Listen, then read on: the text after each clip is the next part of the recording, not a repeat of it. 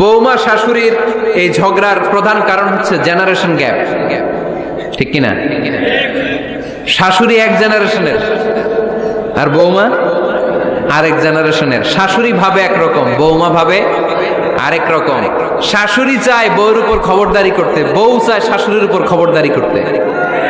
এই ডমিনেটিং এর কারণে কিলাকিলি আছে না নাই? আহা, এটা ঠিক না। আমার শাশুড়ি মায়েরা যারা আছেন, প্রথমে শাশুড়ি দিয়ে শুরু করি। আমার মাইকের আওয়াজ যে ঘরগুলোতে যায়, আমার শাশুড়ি মাদেরকে বলবো, বউদের উপর অত্যাচার করবেন না। ছেলেরে প্রশ্ন করে, তোর কাছে তোর বউ বড় না আমি বড়? আছে না নাই? এটা একটা প্রশ্ন হইল। তোর বউ বড় না আমি বড়? দুইজনেই বড়। তো এক ছেলে সুন্দর উত্তর দিছে, আমার কাছে ভালো লাগছে উত্তরটা শুনে। এক মা প্রশ্ন করছে, তোর এতদিন আমি লালন পালন করে বড় করলাম, জীবন যৌবন তোর জন্য শেষ করলাম, আজকে বউ পাইয়া বউ তোর আপন হয়ে গেল? এবার ছেলে উত্তর দিছে, মা, আমার মুখ থেকে মা ডাক শোনার জন্য তুমি কি কষ্টটাই না করছো জীবনে। 10 মাস আমারে পেটে ধারণ করলা, খাইতে পারো নাই, বমি করছো, খালি ওষুধ খাইছো, তোমার পেট কেটে আমারে বের করা হয়েছে, 2 বছর আমারে দুধ খাওয়াইছো, পেশাব পায়খানা পরিষ্কার করেছো। বয়স যখন 3-4 তখন তোমার আমি মা ডাকছি, এই মা ডাকটা শোনার জন্য তুমি এত কষ্ট করছো। আর আরেকবারের মাইয়া এই ঘরে আইসাই তোমার মা ডাকা শুরু করছে। যেই মেয়েটা তোমারে মা ডাকে সে আমার আপন হবে না কেন মা? ঠিক কিনা? এই মা ডাক শোনার জন্য তুমি এত কষ্ট করলা, আমার লালন পালন করলা, 10 মাস পেটে ধরলা, পেশাব পায়খানা পরিষ্কার করলা, এরপরে মা ডাক শুনতে পারছে। আর আরেকবারের মেয়ে জানা নাই চিনা নাই এসেই তোমার ডাকা শুরু করছে মা। তো যে আমার মারে মা ডাকে তার স্থান তো আমার কলিজায়, ঠিক কিনা? শাশুড়ি আম্মারা যারা আছেন, প্লিজ বৌমাদেরকে কষ্ট দিয়েন না। অনেক শাশুড়ি আছে পান থেকে চুন খসলে রেগে যায়, পদে পদে স্ত্রীর ভুল ধরে, বউয়ের ভুল ধরে, আছে না নাই? এটা করবেন না। সে তো নতুন, আপনার অনেক এক্সপিরিয়েন্স হতে তার সময় লাগবে, তাকে সময় দিন, তাকে ভালোবাসুন, ঠিক কিনা? না বুঝে সামান্যতে বৌমারে বদদোয়া দেয়, এরকম আছে না নাই? কিন্তু বুঝতে চায় না, বৌমারে যদি বদদোয়া দেয় তাহলে তার নিজ ছেলের পরিবারের ক্ষতি, পেটে ধরা যে ছেলে, ছেলের পরিবারের কিন্তু ক্ষতি, তার আপন নাতি নাতনিদেরই ক্ষতি। আওয়াজ করে বলেন ঠিক কিনা? বৌমাকে বদদোয়া দিয়েন না। বৌমাকে নিজের মেয়ের মতো দেখবেন। সমাধান আমি দিচ্ছি, কেমন দেখতে হবে? নিজের মেয়ের মতো। নিজের মেয়ে সকালে ঘুম থেকে ওঠে 11টা, ওইটা সমস্যা নাই। বৌমা কেন উঠলো না, ওইখানেই ঝামেলা, আছে না নাই? মেহেরবানি করে আপনার বৌমাকে আপনার নিজের মেয়ের মতো দেখেন। নিজের মেয়েরে যেমনি আদর করেন তাকেও অমনি আদর করেন। আপনার বৌমারে যদি আপনি কষ্ট দেন, মনে রাখবেন আপনার নিজের মেয়েটাও আরেকবারের বউ হয়ে কয়েকদিন পরে যাবে। আপনি যা যা করবেন আপনার মেয়েকেও তারা ওই রকম কষ্ট দিয়ে বাড়িতে ফিরিয়ে দিবে। চিল্লায় বলেন ঠিক কিনা? খবরদার, টিট ফর ট্যাট। ইটটি মারলে পাটকেলটি খেতে হয়। এজন্য শাশুড়ি আম্মা জানারা যারা আছেন, বৌমার সাথে খারাপ আচরণ করবেন না মেহেরবানি করে। তাকে আপনি কষ্ট দিলে আপনার নিজের মেয়েটাও আরেক বাড়ির বৌমা হবে, সেও ওই বাড়িতে এই কষ্টগুলো ভোগ করবে। এগুলো যখন আপনি শুনবেন তখন আপনার চোখ দিয়ে পানি পড়বে কি পড়বে না? পড়বে। এবার আসেন বৌমার কথা বলি। বৌমা যারা আছেন মেহেরবানি করে, বৌমা যারা আছেন মেহেরবানি করে আপনার শাশুড়ি আম্মাকে নিজের মায়ের জায়গায় রাখবেন। আপনার বাড়ি ছেড়ে নতুন বাড়িতে আসছেন, তো এটাই তো আপনার বাড়ি। আপনার মা রেখে দিয়ে নতুন মা পাইছেন, এটাই তো আপনার মা। তো ওনাকে মায়ের জায়গায় বসাতে আপনার সমস্যাটা কোথায়? বৌমারা খেয়াল রাখবেন, আপনি আপনার শাশুড়ির সাথে যে আচরণটা করতেছেন, আপনার শেষ বয়সে আপনার ছেলের বিয়ে দেওয়ার পরে যে বৌমাটা আসবে ওই আচরণই আপনাকে ফিরিয়ে দিবে। The nature has its own return. প্রকৃতির একটা মাইর আছে, এটা শেষ মাইর, এটা শেষ খেলা। প্রকৃতির খেলা বড় খেলা। আপনি আপনার শাশুড়ির সাথে যে আচরণ করবেন, আপনার শেষ বয়সে আপনি একদিন শাশুড়ি হবেন, এটা মাথায় রাখবেন। ওই আচরণই আপনি ফিরে পাবেন। আওয়াজ করে বলতে হবে ঠিক কিনা?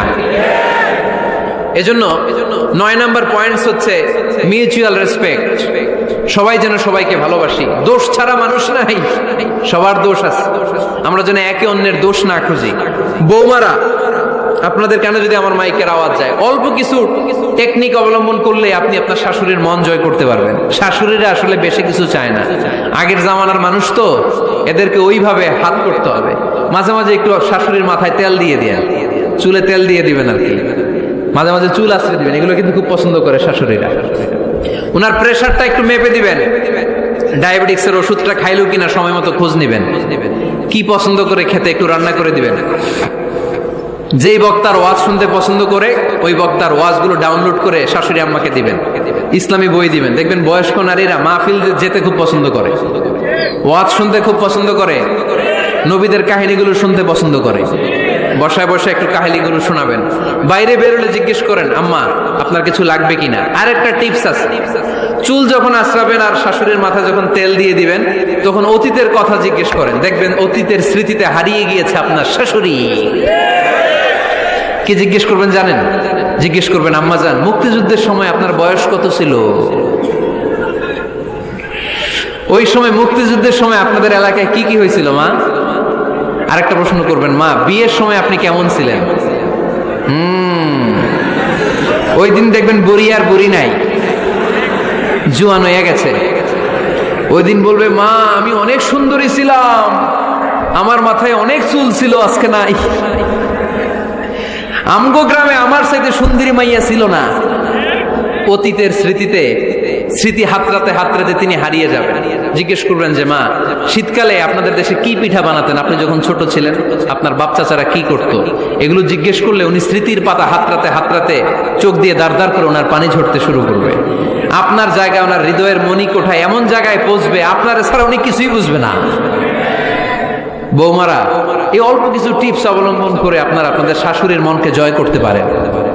শাশুড়ি বৌমার দ্বন্দ্ব আমরা চাই না, আমরা চাই শাশুড়ি বৌমাকে নিজের মেয়ের মতো জানো, আর বৌমা শাশুড়িকে আপন মায়ের মতো ভালোবাসুক, ঠিক কিনা?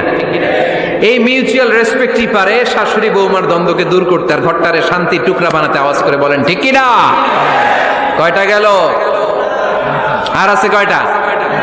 দোয়া করবেন একে অপরের জন্য। দোয়া, সাইয়েদনা ইব্রাহিম ফ্যামিলির জন্য দোয়া করতেন, রব্বি জাআলনি মুকিমাস সালাতি ওয়া মিন যুররিয়াতি রব্বানা ওয়া তাকাব্বাল দুআ। ও আল্লাহ, আপনি আমার নামাজ কায়েমকারী বানান, আমার কলিজার টুকরা সন্তান ইসমাইলকেও নামাজ কায়েমকারী বানান, আমার দোয়াটা আপনার দরবারে আপনি কবুল করে নেন। সুবহানাল্লাহ পড়েন। রব্বানা ইন্নী আসকানতু মিন যুররিয়াতি বিওয়াদিন গায়রি যী যারইন ইনদা বাইতিকাল মুহাররাম। ও আল্লাহ, আমার সন্তান সন্ততি, আমার ফ্যামিলিকে ধুধু মরুপ্রান্তর এই উপত্যকার মধ্যে তোমার কাবা ঘরের সামনে রেখে গেলাম, তাদেরকে তুমি নামাজ কায়েমকারী বানিয়ে দিও। গোটা বিশ্বের সব মানুষের অন্তর আমার ফ্যামিলির দিকে আল্লাহ তুমি ঝুঁকিয়ে দিও। ওয়ারযুকহুম মিনাস সামারাত, ফলমূল দিয়ে আল্লাহ তুমি তাদেরকে রিজিকের ব্যবস্থা করে দিও। তার মানে সব নবীরা তাদের পরিবারের সদস্যদের জন্য দোয়া করতেন কি করতেন না? আবার কোরআন আমাদেরকে শিখালো, রব্বানা হাব লানা মিন আজওয়াজিনা ওয়া মিন যুররিয়াতিনা কুররাতা আ'য়ুন ওয়াজআলনা লিল মুত্তাকিনা ইমামা। ও আল্লাহ, এমন নেককার সন্তান, এমন নেককার স্ত্রী আপনি আমাকে দান করেন যাদের দিকে তাকালে আমার চোখ দুইটা ঠান্ডা হয়ে যায়। চক্ষু শীতলকারী স্ত্রী দেন। বিয়ে যাদের হয় নাই, ইয়াং ছেলেরা এই দোয়াটা করবা। বিয়ের জন্য দোয়ার দরকার আছে না নাই? প্রতিদিন এই দোয়া করবা, আল্লাহ এমন স্ত্রী দেন, এমন জীবন সঙ্গিনী আপনি আমাকে দেন, এমন লাইফ পার্টনার দেন যার দিকে তাকালে আমার চোখ জুড়িয়ে যায়। এমন সন্তান আল্লাহ আপনি আমার ফ্যামিলিতে দেন যাদের দিকে তাকালে আমার চোখ দুইটা ঠান্ডা হয়ে যায়। নেককার সন্তান, নেককার স্ত্রী আল্লাহর কাছে দোয়া করে চেয়ে নিতে হয়। তাহলে ফ্যামিলি মেম্বার একে অপরের জন্য দোয়ার দরকার আছে না নাই? বাবা দোয়া করবে ছেলের জন্য, ছেলে করবে বাবার জন্য, মা দোয়া করবে মেয়ের জন্য, মেয়ে করবে মায়ের জন্য, ভাই করবে বোনের জন্য, বোন করবে ভাইয়ের জন্য। দোয়ার দরকার আছে না নাই? দোয়া করবেন সবাই সবার জন্য। এই যে কোরআনের বঙ্গানুবাদ পাওয়া যায় না এখন, কথা বলেন, স্মার্টফোন আছে কার কার দেখি? হ্যাঁ, কারা কারা স্মার্ট দেখি? হাজার হাজার স্মার্ট, মাশাআল্লাহ। এই স্মার্টফোনের ভেতরে আল কোরআন নামে বাংলায় কোরআনের একটা অ্যাপস পাওয়া যায়। কথা বলেন, পাওয়া যায় কি যায় না? আজকে থেকে এই অ্যাপসটা ডাউনলোড করে প্রতিদিন 1 আয়াত 2 আয়াত 3 আয়াত করে পড়া শুরু করে দেন। বাঁচতে হলে পড়তে হবে, বাঁচতে হলে জানতে হবে, ঠিক কিনা? এই স্লোগান আমাদেরকে শিখায়। এই স্লোগান তো আল্লাহ, এই স্লোগান দিয়েই তো আল্লাহ কোরআন শুরু করছে, ইকরা বিসমি রাব্বিকাল্লাযী খালাক। বাঁচতে হলে জানতে হবে, বাঁচতে হলে পড়তে হবে, পড়ার কোনো বিকল্প নাই। আওয়াজ করে বলেন ঠিক কিনা? সুজানগরের ভাইয়েরা, মোবাইলের অ্যাপসের ভিতরে আমরা কোরআন রাখতে রাজি আছি তো সবাই? হাদিসের অ্যাপস ডাউনলোড করতে রাজি আছি তো? বাস রাজি আছি, ডাউনলোড করে রাইখা দেবো, আর কেউ পড়বো না নাকি? হ্যাঁ, প্রতিদিন একটা আয়াত হলেও যেন আমরা পড়ি। আল্লাহ যা বলা দরকার সব বলে দিয়ে গেছে, নতুন করে আর কিছু বলবে না। আমরা যেন পড়াশোনা করি, আমরা যেন একটা পাঠাগার বানাই। আবারও কখনো আসার সুযোগ হলে আমি জিজ্ঞেস করবো, যদি আমার মনে থাকে, যে আপনাদের পাঠাগার আছে কার কার ঘরে? সেদিন সবার হাত তুলতে হবে, এমনি পারা যাবে তো?